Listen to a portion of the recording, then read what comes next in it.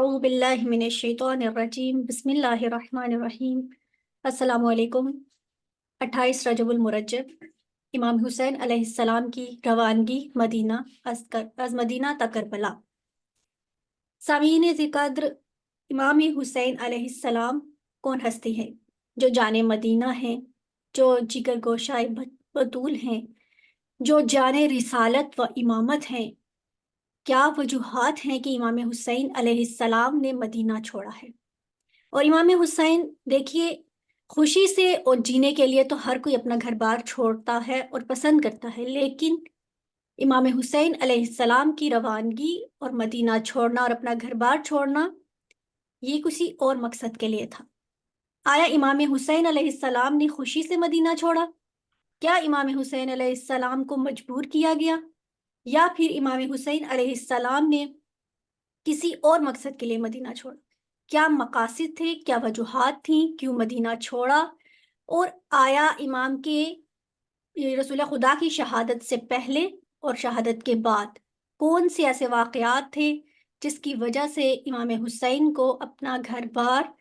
सिर्फ छोड़ना ही नहीं पड़ा, बल्कि इमाम अपने साथ अपनी बेटियों को, अपनी बहनों को और अपनी मस्तूरात को भी लेकर जा रहे हैं, यहाँ तक कि अपने छोटे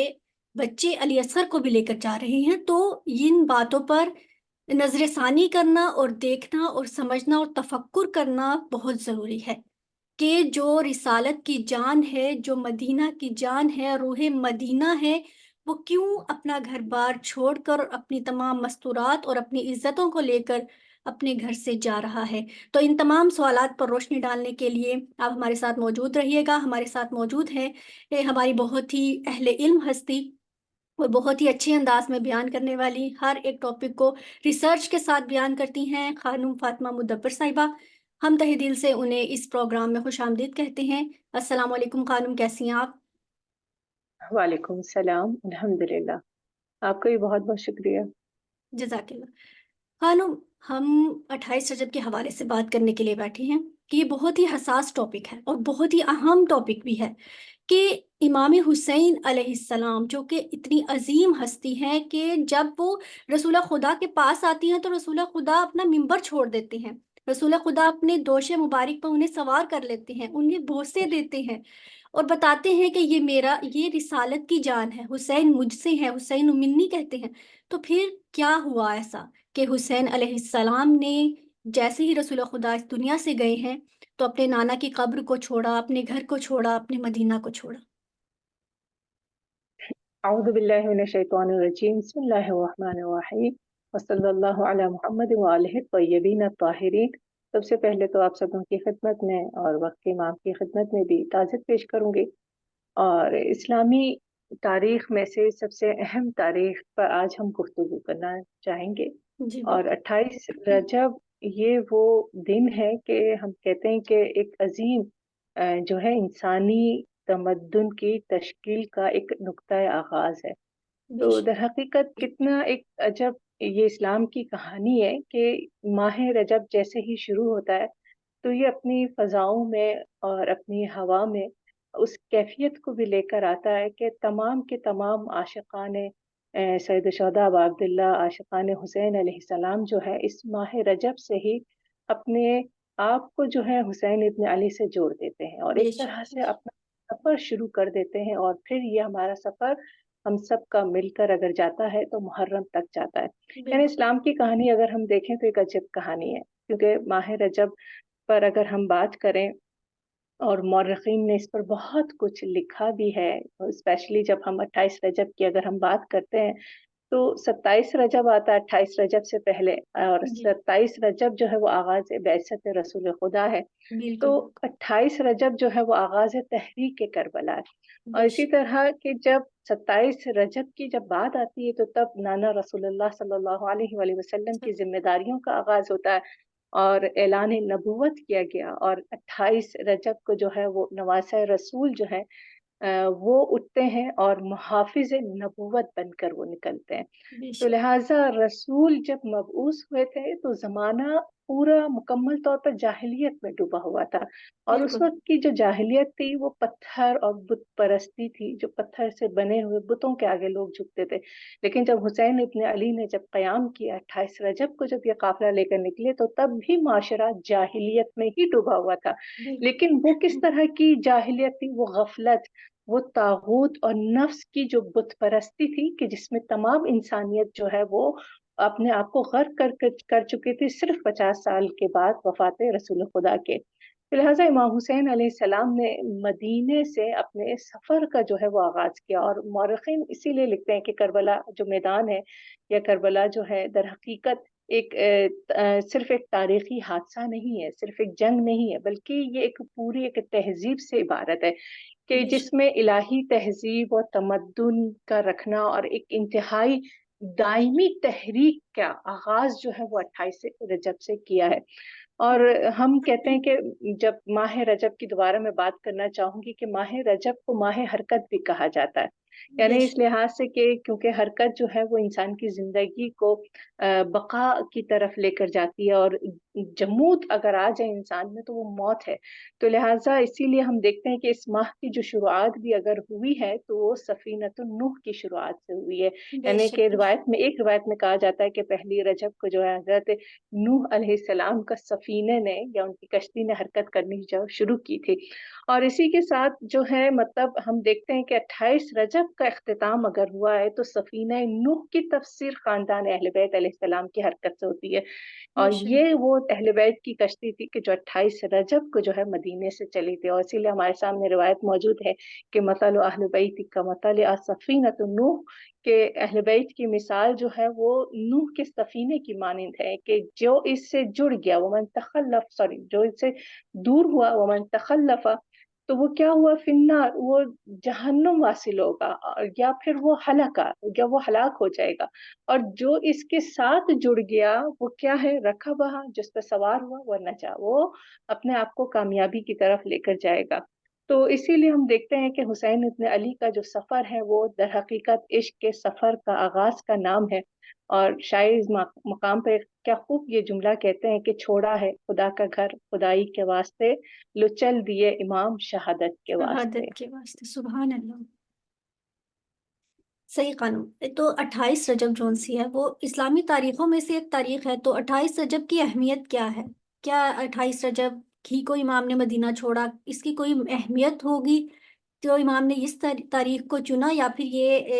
ये होता है जिस तरह से इत्तेफाकन ये 28 रजब आ गई है? देखिए, अगर हम बात करें कि हुसैन इब्न अली के क़याम का जो आगाज़ हुआ और उनके जो उन्होंने मुहाफ़िज़ नबुवत होने के नाते जो वो खड़े हुए हैं, तो ये वो अचानक या इत्तेफाक होने वाला हादसा नहीं है। जिस तरह करबला अचानक से होने वाला एक हम्म। हादसा नहीं था, और जिसकी पेशेनगोइयाँ हमारे सामने मिलती हैं, और जिसके मुतालिक जो है पहले ही से बहुत सारी खबरें आती रही हैं। तो लिहाजा वो तो बाद में फिर अवाम ने और मिल्लत ने देखना शुरू किया कि वो हालात उस तरफ जो है सैयदुल अबा अब्दुल्लाह को लेकर चलते चले गए, और जहाँ पर रसूल खुदा की पेशेनगोई जो है वो अपने मंजिल, अपने मकाम तक जो पहुंची है। तो हम देखते हैं कि जो करबला की जो तारीख का आगाज 28 रजब से अगर हुआ है, और 28 रजब के हालात को अगर हम अपनी निगाहों के सामने अगर हम रखें, तो यहाँ पर हमें नजर आता है कि जिस तरह हुसैन इब्न अली पहले ही से जानते थे, और मौला इमाम हसन मुश्तबा अलैहिस्सलाम की जो सुलह जो हुई थी, और सुलह को जिस तरह पामाल किया गया, तो लिहाजा इमाम हसन मुश्तबा अलैहिस्सलाम की सुलह भी एक बहुत बड़ी जो है वो तहरीक का बाइस बनी थी। और इस बेशक। सुलह की वजह से जो है मतलब एक तरह से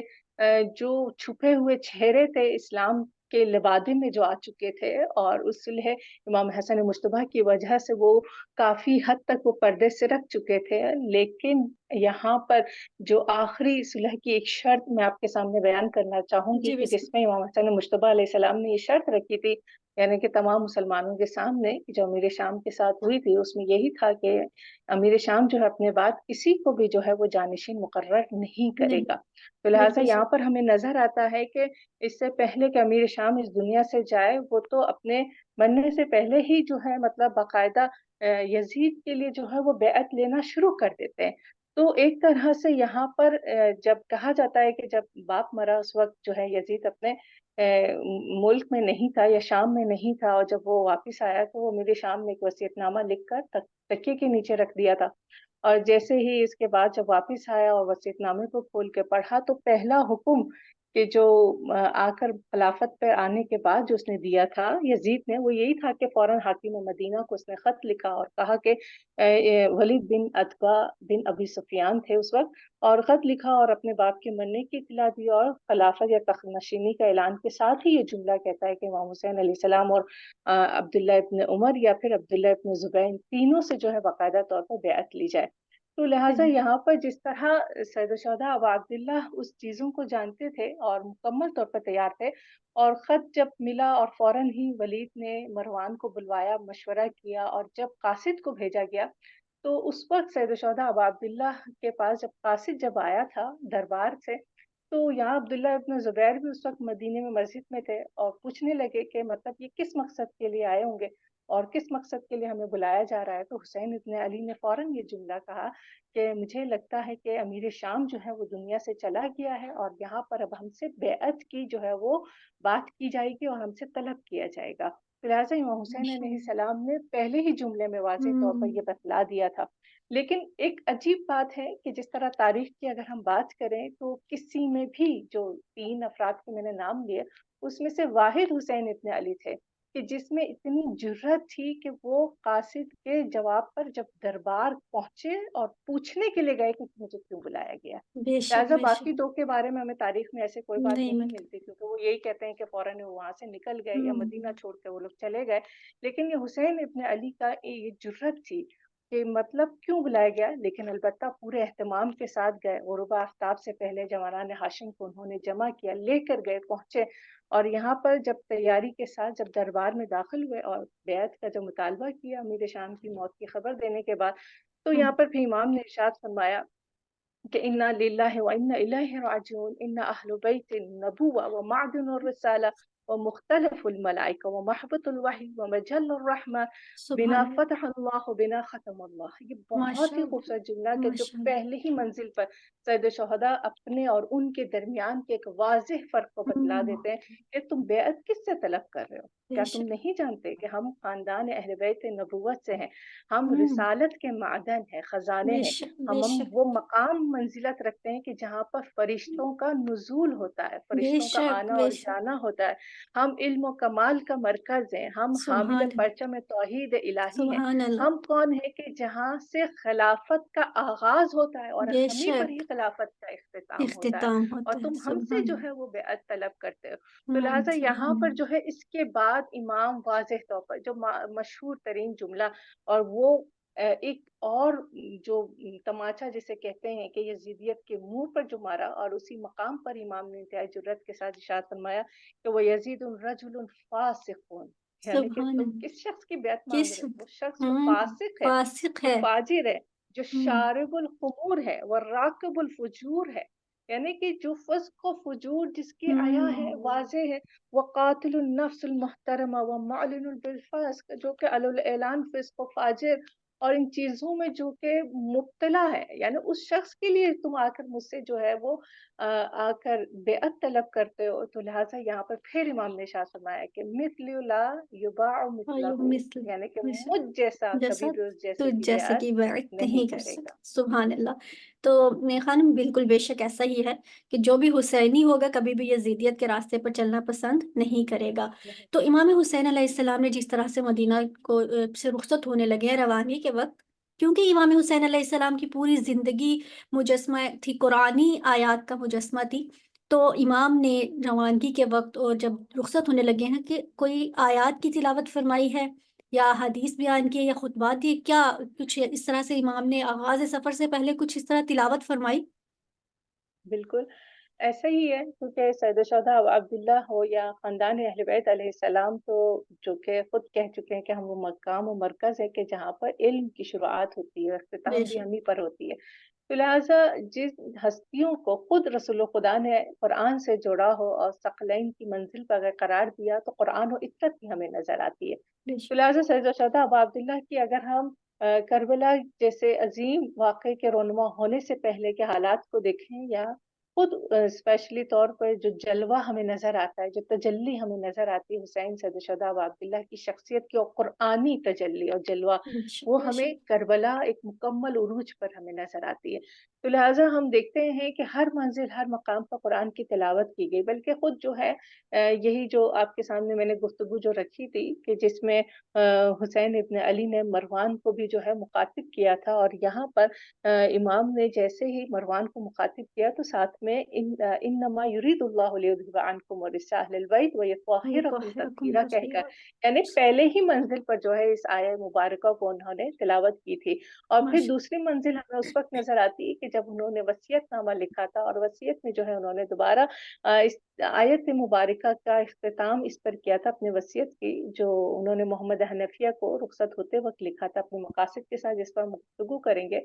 تو جی جی وما توفیق الا باللہ علیہ توکلت والیہ انیب، یعنی کہ میں سوائے خدا کے کسی اور پر بھروسہ یا توکل نہیں کرتا، یعنی نہیں میری کرتے، تمام تر توفیقات پروردگار عالم کی طرف سے ہے۔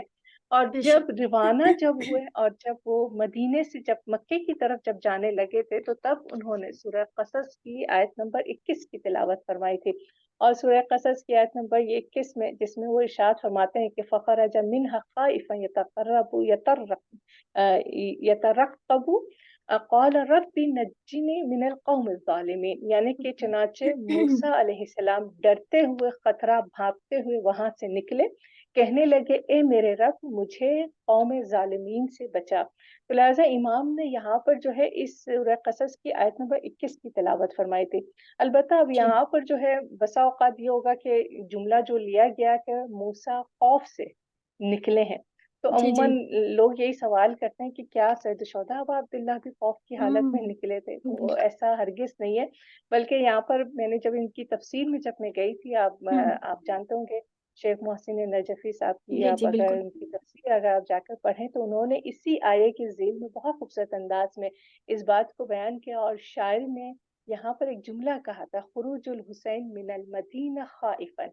کہ لخروج موسیٰ خائفا یترقب، یعنی کہ یہاں پر جو امام حسین علیہ السلام کا جو مدینے سے جو نکلے تھے وہ خوف سے نکلے تھے، اور جس طرح حضرت موسیٰ علیہ السلام نکلے تھے۔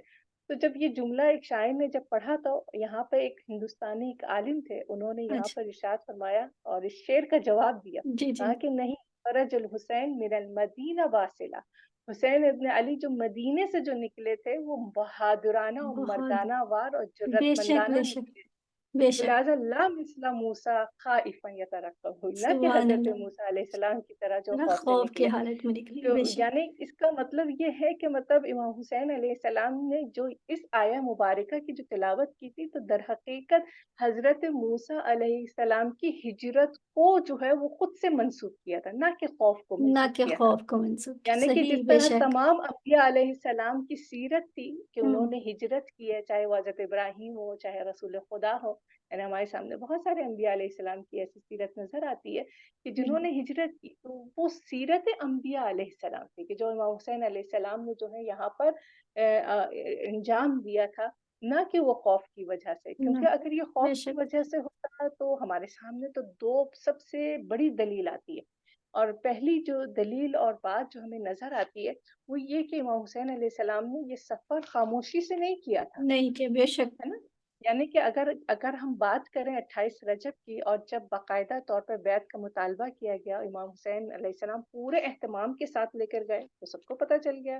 کہ یہاں پر کوئی بات ہوئی ہے۔ کوئی اور بات پھر نہیں جب واپس آئے، اور پھر اس کے بعد انہوں نے جو سفر جو اپنا اہتمام کے ساتھ کیا تھا، تو پورا قافلہ لے کر چلے تھے، 250 گھوڑے تھے، 250 ہوں ناقے تھے، اور بے شک 70 ناقوں میں ان کے تمام خیموں کے سامان موجود تھے، اور اسی میں جو ہے برتن اور دیگر تمام وسائل تھے، اسلحہ وغیرہ تھا، 30 ناقوں پر جو ہے وہ پانی کی سبیلیں رکھی گئی تھی، اور ماشاء اسی اللہ کے ساتھ 12 ناقے ایسے تھے کہ جس میں خاندان عصمت و طہارت کی جو ہے لباس، ان کی ضروریات، زندگی کے اشیاء موجود تھے، اور تقریباً 50 ناقوں پر خواتین موجود تھی، یعنی کہ پوری ہوں خاندان عطرت پورے جاہ و حشم کے ساتھ جو یہ قافلہ نکلا تھا۔ اور صحیح دوسری سب سے بڑی دلیل کہ وہ خوف سے نہیں نکلے امام حسین بلکہ اہتمام سے نکلے، تو دوسری سب سے بڑی دلیل یہ کہ सैयदुल अबू अब्दुल्ला ने किसी भी तारीक रास्ते का इंतखाब नहीं किया था। आप पूरी माशाल्लाह। आप कारवां का आप मुशाहिदा कर हम्म। लें कि जब ये चला तो वो ऐसे रास्तों से लगे, जबकि बहुत सारे लोगों ने मशवरा दिया, काफ़ी लोगों ने मना किया, जिस तरह हमारे सामने दूसरे जिन लोगों से बैत का मुतालबा किया गया था, उनकी तारीख हमारे सामने, वो रात की तारीकी में खामोशी से चंद बिल्कुल। असबाब के साथ निकल गए। निकल लेकिन गए थे। सैयद अबू अब्दुल्लाह जो है, उन्होंने अपने सफ़र, अपने रास्ता भी जो है किसी तारीक रास्तों से नहीं किया। और यहाँ पर जो हमें इस बात की ये 2 बड़ी दलाइल मिलते हैं कि जिसके सबब मिलता है कि इमाम हुसैन अलैहिस्सलाम के ये सफ़र जो है इंतहाई जो है ऐलान के साथ और इंतहाई जो है वो जुर्रतमंदाना अंदाज में और बहादुराना अंदाज से किया गया था। बेशक माशाल्लाह। तो खानम, जब इमाम ने रवानगी का इख्तियार किया तो उस वक्त क्या ऐसी वजूहात पेश आईं, क्यों इमाम ने मदीना छोड़ा है, और उसके बाद ये कि उससे पहले कौन से ऐसे अमूर अंजाम दिए गए हैं कि जो बाकायदा इमाम मदीना छोड़ने से पहले अंजाम देकर गए हैं। और पहले वजूहात भी आप बयान कीजिएगा कि सबसे अहम क्वेश्चन ये बनता है कि इमाम को मदीना छोड़ना क्यों पड़ा है। देखिए मदीना जो है दर हकीकत इमामत की अगर हम मंजिलों को अगर हम देखें और इमामत के उसूलों पर अगर हम नज़र डालें तो बहुत सारे ऐसी वजूहात थी कि जिसके सबब जो है इमाम हुसैन अलैहिस्सलाम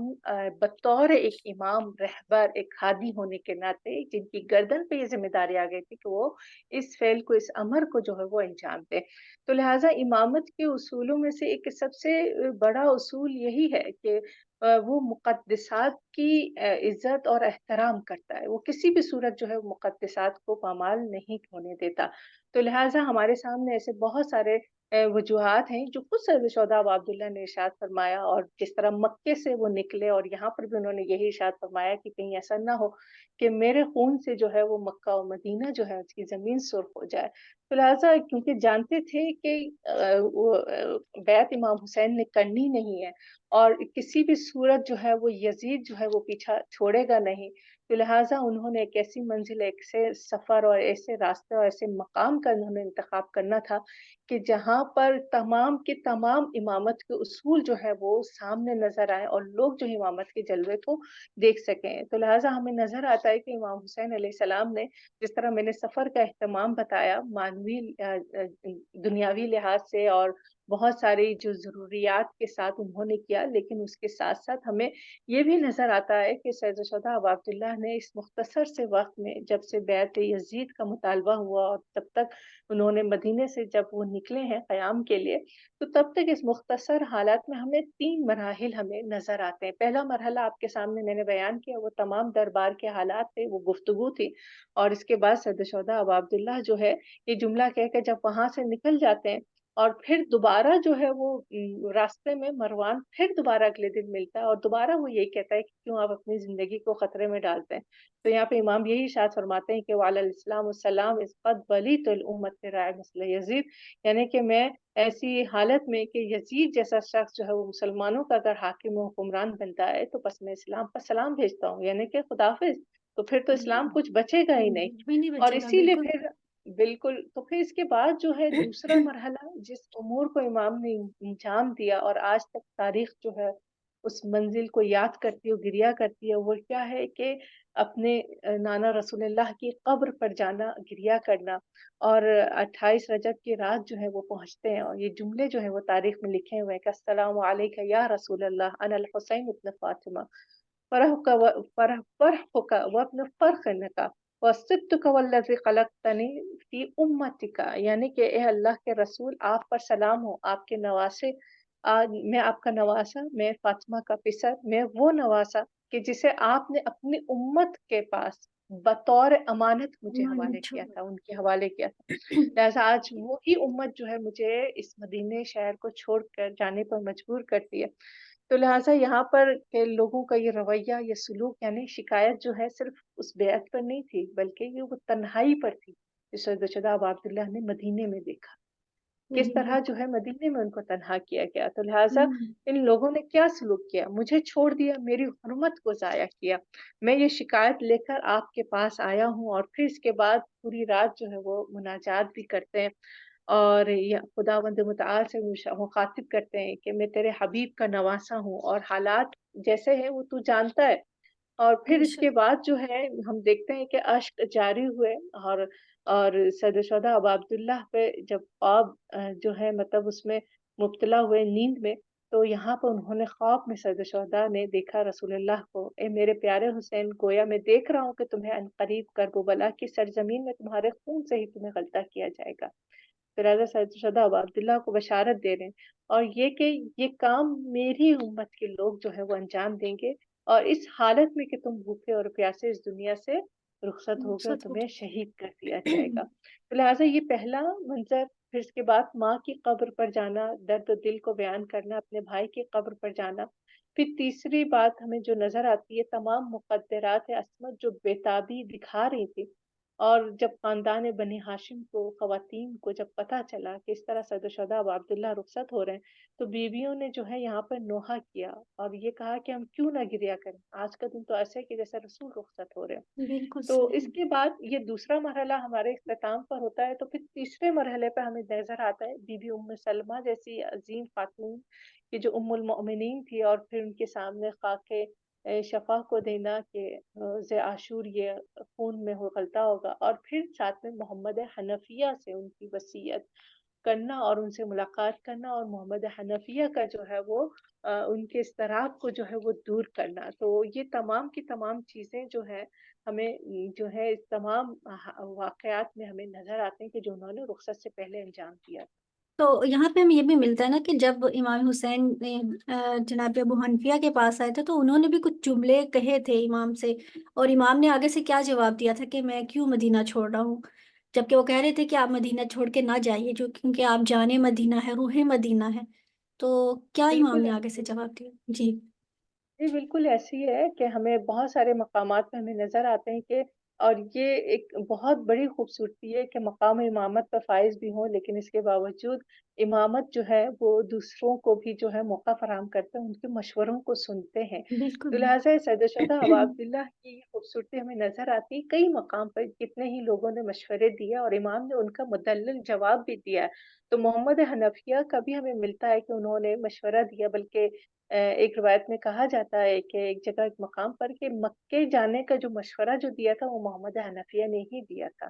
کہ امام صحیح۔ حسین علیہ السلام سے کہا کہ آپ مکہ چلے جائیں کہ مکہ شہر امن ہے، اور اسی کے ساتھ جو ہے یا پھر یہ کہا یا پھر یہ بھی ان کی طرف سے ملتا ہے کہ انہوں نے یہ بھی مشورہ دیا تھا کہ ایسی جگہ چلے جائیں کہ جہاں پر یزید کی جو ہے وہ حکومت نہ ہو، اور اسی کے ساتھ جب محمد حنفیہ کو جیسے خبر ملتی ہے تو ان کا اضطراب، ان کی کیفیت، ظاہر ہے بھائی ہے،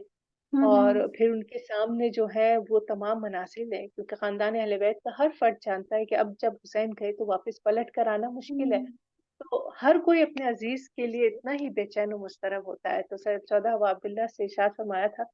کہ آپ جو ہے مطلب کیوں چھوڑ کے جا رہے ہیں، یہیں پر رہ لے، تو کہا یہیں پر دلیل اس وقت سید الشہداء نے یہی دی تھی کہ میں نہیں چاہتا کہ میرے خون سے اس سرزمین کو جو ہے وہ رنگین کیا جائے، تو کہا یعنی کہ ٹھیک ہے ابا امام عبداللہ حسین اگر علیہ آپ السلام کی جان کو بھی خطرہ تھا، یعنی مدینہ والوں نے یہ بھی نہیں دیکھا کہ یہ حسین علیہ السلام کی عظمت کیا ہے، یہ امام ہے، یہ رسول خدا کے فرزند ہیں، وہ اتنی یعنی حب دنیا میں اس قدر یہ آگئے کہ انہوں نے امام حسین علیہ السلام کے لیے کی جان تک کو خطرہ پیش آنے لگا کہ جس کی وجہ سے انہوں نے مدینہ چھوڑ دیے۔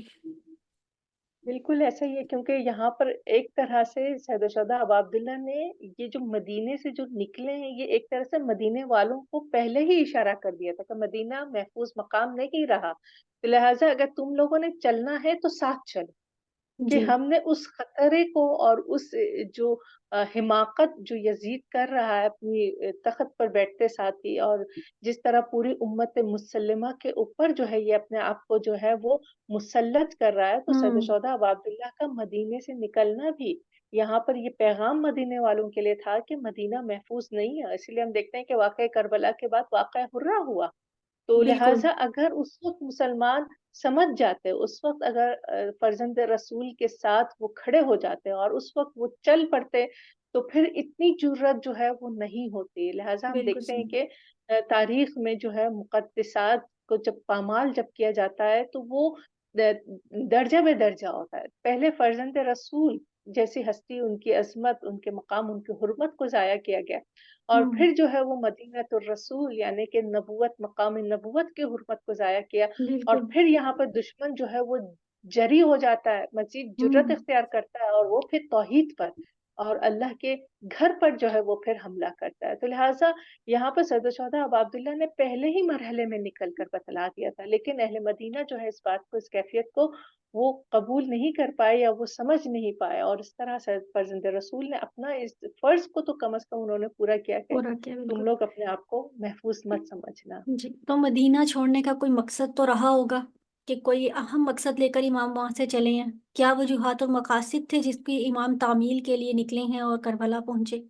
تو اس پہ روشنی ڈالیے گا، مختصر ٹائم ہے خانم اس میں ہمارے پاس، جی تو اس میں انشاءاللہ۔ جی بالکل، میں کوشش پوری کروں گی، کیونکہ جی جی، اہداف و مقاصد تو بہت زیادہ بہت ہیں زیادہ، سید الشہداء ابا عبداللہ بالکل، کے، کیونکہ جانتے ہیں کہ یہ مرحلہ آئے گا، یہ آئے گا۔ ہوں، تو لہٰذا جب ہم ہدف و مقاصد کو اگر ہم سمجھنا چاہتے ہیں کسی بھی دور اندیش انسان کی، تو جب وہ پہلا قدم اٹھاتا ہے تو ہمیں اندازہ ہو جاتا ہے کہ اس نے یہ جو قدم اٹھایا ہے بغیر کسی دلیل کے نہیں اٹھایا۔ نہیں تو اٹھایا، لہٰذا سید بالکل، الشہداء ابا عبداللہ کے اگر ہم ہدف کو سمجھنا چاہتے ہیں تو یا تو ہم ان کے خطبات کو پڑھیں کہ خطبات کے ذریعے، اور دوسرا ان کی زیارت نامے۔ یہ دو ہوں، ایسے راستے ہیں کہ جس کے ذریعے سے ہم اہداف سید الشہداء کو سمجھ سکتے ہیں۔ البتہ میں بس مختصر انداز میں ان اہداف کے اوپر بات کروں گی، اور جی سب سے جی، پہلا ہدف جو ہمیں نظر آتا ہے قیام عاشورہ کا، وہ تو آپ کے سامنے موجود ہے کہ جنہوں نے خط لکھا تھا محمد حنفیہ کو، اور خط میں باقاعدہ ذکر ملتا ہے، اور صرف خط میں ہی نہیں، وہ کئی مقام پر سید الشہداء و عبداللہ نے اپنے اس ہدف کو بیان کیا۔ وہ کیا تھا؟ جی، امر بالمعروف نہی عن اور نہیں المنکر، نہیں اور بالکل، امت کی اصلاح کرنا۔ تو بے شک، یہ ہمیں کئی مقام پر نظر آتا ہے، ایون جب وہ خط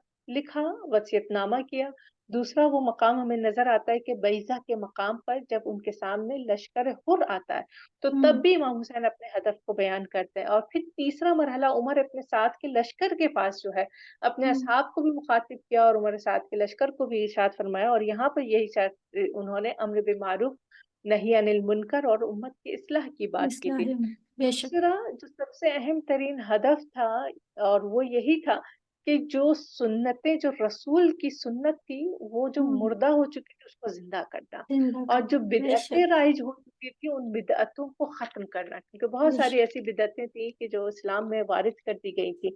اور ہوں، معاشرہ جو ہے ایک طرح سے دردناک المیے میں جو ہے وہ مبتلا ہو چکا تھا، رسول کی سنتوں کو تباہ کیا گیا تھا۔ اور یہ بھی کئی مقام پر اللہ فرزند رسول نے جو ہے کئی مقام پر اس چیز کو ذکر کیا۔ تیسرا اور سب سے بڑا ہدف بھی یہی تھا کہ ظلم کا مقابلہ کرنا، ان کو بے نقاب کرنا، اور ان کا خاتمہ کرنا۔ فاطمہ تو کرنا، لہٰذا بے سید شک، الشہداء ابا عبداللہ نے عمر سعد کے لشکر کو بھی مخاطب کیا، اور یہی کہا کہ بے شک اسی طرح کہ میں کیا کہتے ہیں، موت کو خوشبختی اور سعادت سمجھتا ہوں،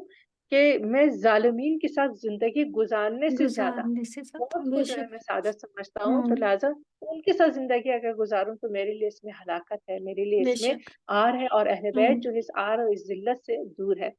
چوتھا ہدف ہمیں نظر آتا ہے، اور وہ راہ خدا میں شہادت ہے۔ سید سبحان اللہ، الشہداء ابا عبداللہ کا اوقاف میں نانا رسول اللہ کا آنا، اور کئی منزل پر جو ہے اپنی شہادت کو اپنی زبان سے انہوں نے ارشاد فرمایا۔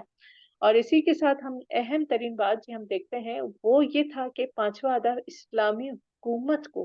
پایہ تکمیل تک لے کر جانا۔ اور ماشاء یہاں اللہ، پر یہ نظریہ جو ہے وہ سید مرتضیٰ نے دیا ہے، کیونکہ عموماً لوگ کہتے ہیں کہ نہیں حکومت کے لیے نہیں نکلے تھے ہی نہیں۔ دیکھیں یہ یاد رکھیے کہ تمام کے تمام انبیاء علیہ السلام یا ہدف الہیہ اگر ہے تو وہ یہی ہے جو ہمیں قرآن کی آیتوں میں نظر آتا ہے کہ وعد اللہ الذین آمنوا یستخلفنہم، یعنی کہ اللہ تبارک و تعالیٰ کا وعدہ ہے کہ ہم خلافت کو ان کے ہوں، حوالے کریں گے کہ جن کو زمین پر ضعیف کر زمین دیا میں گیا۔ ضعیف کر تو دیا، لہٰذا بے ہم شک، نظر آتا ہے کہ جس طرح حضرت سلیمان کو خلافت دی گئی، جس طرح حضرت یوسف علیہ السلام کے سامنے حکومت آئی، اور اسی طرح خود جو ہے رسول خدا نے مدینے میں آ کر اسلامی حکومت کو تشکیل دیا، مولا کائنات کا خلافت میں آنا، امام حسن مصطفیٰ ہوں، بہرحال 6 مہینے آئے، بے لیکن شک، انہوں نے اس کو اس امر کو جب بھی موقع فراہم کیا وہ آئے ہیں، اور اسی طرح خود مولا امام رضا علیہ السلام۔ تو لہٰذا یہ وہ اہم ترین ہدف ہے اس دنیا کو اس منزل تک پہنچانا کہ پوری دنیا میں الہی حکومت جو ہے حکومت کا، وہ رائج ہو سکے، اور ہر امام کی ذمہ داریوں میں سے ایک سب سے بڑی ذمہ داری ہے کہ لوگوں کو اس الہی منزل تک، الہی معاشرے تک، الہی حکومت تک جو ہے وہ لے کر چلنا لے ہو۔ کر چلیں، تو لہٰذا بے ہمیں شک، یہ بات ہمیں نظر آتی یہ کہ سید الشہداء ابا عبداللہ بھی اگر نکلیں، اور یہ سید مرتضیٰ کے استاد شیخ مفید بھی جو ہیں وہ اپنے کلمات میں لکھتے ہیں کہ جب ان سے سوال کیا گیا حسین جب جانتے تھے کہ شہید ہوں گے تو لہٰذا پھر انہوں نے قیام کیوں کیا، تو یہاں پہ انہوں نے یہی جواب دیا کہ امام معصوم کی ایک شرعی ذمہ داری ہے کہ اسلام و مسلمین کے حق میں اٹھایا جانے والا ہر قدم جو ان کو بہتری کی طرف لے کر جاتا ہے اور جس کے سبب ان کو ان کا اپنا حق مل جائے گا، تو یہاں پہ امامت حق رکھتی ہے حق ہے، کہ وہ اس کام کو انجام دیں اور خلافت الہیہ کی تشکیل میں جو ہے وہ اپنا کردار ادا کریں، ماشاء اور اللہ، خصوصاً اس وقت کہ جب لوگ جو ہے امامت کو طلب کریں، تو لہٰذا بے شک سبحان اللہ، حسین علیہ السلام کی گردن پر واجب ہو چکا تھا، چاہے یہ ایک الگ بحث ہے کہ مردم کوفے کے لوگوں نے ان کا ساتھ دیا ہو یا نہ دیا ہو، وہ الگ بحث ہے، ہوں لیکن یہاں پر خطوط کا آنا جب مکے کی طرف جب نکل چکے تھے، مکے جب پہنچ گئے تھے اور یہاں پر لوگوں کا طلب کرنا، تو لہٰذا اگرچہ اس راہ میں سختیاں تھیں، مصائب تھے، لیکن یہاں پر امامت کی گردن پر فرض ہو چکا تھا کہ امام جو ہے اہل کوفہ کی طرف سے لکھے جانے والے ان خطوط کا جواب دے اور ان کی نصرت کرے اور ان سے وعدہ کر کے وعدہ آگے کی، بڑھے۔ تو ماشاء لہٰذا اللہ، ایک بات ہدف یہ بھی نظر آتی ہے کہ ایک اسلامی حکومت جو ہے وہ ہمارے علماء بزرگوں کی ایک نظریے کے مطابق کہ وہ ان کی تشکیل چاہتے تھے۔ بے شک بے شک بہت خوبصورت انداز میں آپ نے بیان کیا کہ ہم دیکھتے ہیں کہ امام زمانہ علیہ السلام جو کہ آخری امام ہے وہ بھی آئیں گے، تو ہمیں روایت میں ملتا ہے کہ اسلامی حکومت کا نفاذ وہ بھی کریں گے۔ تو یہ اسلامی حکومت جون سی ہے، بہرحال یہ بھی مقاصد میں سے ہی ایک مقصد ہے، اور بے شک 28 رجب کی جو یہ روانگی ہے، یہ رخصتی ہے سامعین محترم امام حسین علیہ السلام کی، یہ اصلاح امت کے لیے ہے اور اسلامی حکومت کے نفاذ کے لیے ہے، اور امت کو راہ راست کی طرف لانے اور حلال محمدی کو حلال محمدی رکھنے کے لیے ہے، نہ کہ حرام محمدی میں دیکھتے رہنا اور اس کے اندر اسی طرح ہی اس امت میں اسے نشر و اشاعت کرنا تھا۔ امام حسین علیہ السلام کا یہ قدم فقط اصلاح امت کے لیے تھا۔ بہت شکریہ خانم کہ آپ نے اپنے قیمتی وقت میں سے ہمارے لیے وقت نکالا اور بہت ہی اہم انداز میں اور بہت ہی اچھے انداز میں گفتگو فرمائی۔ ہم خداوند متعال سے دعا گو ہیں کہ خداوند متعال آپ کی اسی طرح ہی توفیقات خیر میں اضافہ کرے اور اسلامی مکاتب فکر کو اسی طرح سے نشر و اشاعت کرنے کی توفیق دے۔ والسلام علیکم ورحمۃ اللہ وبرکاتہ۔ بہت شکریہ خانم۔